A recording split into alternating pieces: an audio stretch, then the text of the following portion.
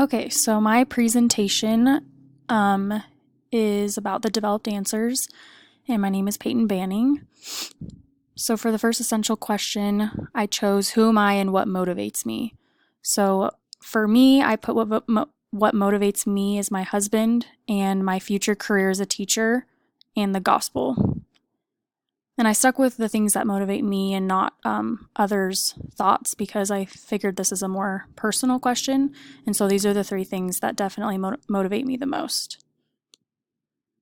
For further questions, the first one I chose is how do I continue to stay motivated as a teacher?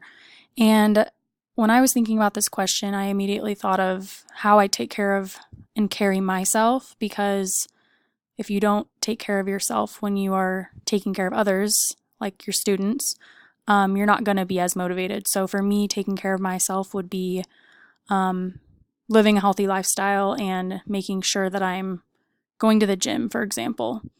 Also, I put really putting an effort into the lessons and engaging with students on a personal level to keep myself and them motivated.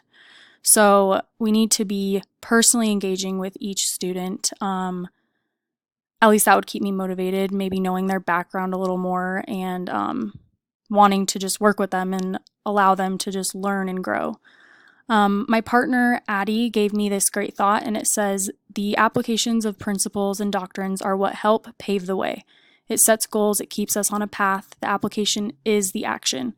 The same goes for us as teachers. When we set goals and we truly understand our purpose as teachers and educators and continually setting new standards for ourselves, the applications and the actions will be easy to follow through, and staying motivated as a teacher will become easy when we know who we are, what our purpose is, and our driving source of teaching.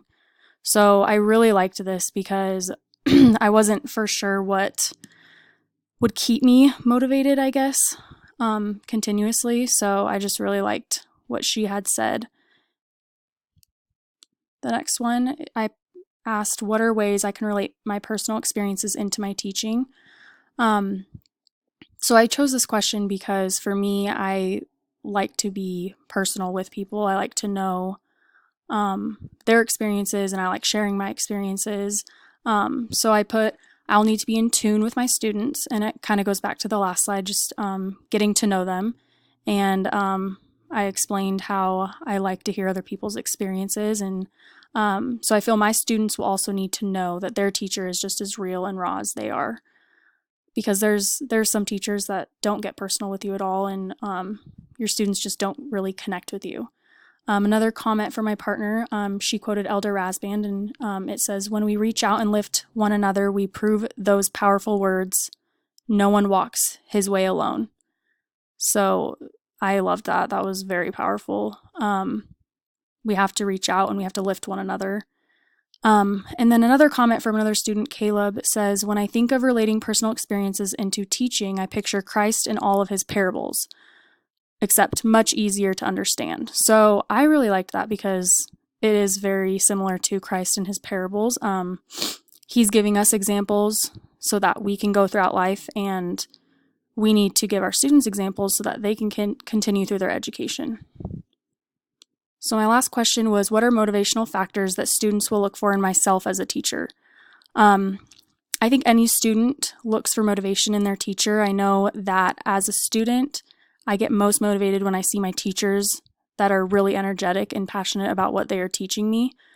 Because I've had teachers that are just very monotone and go through the slides and aren't really there.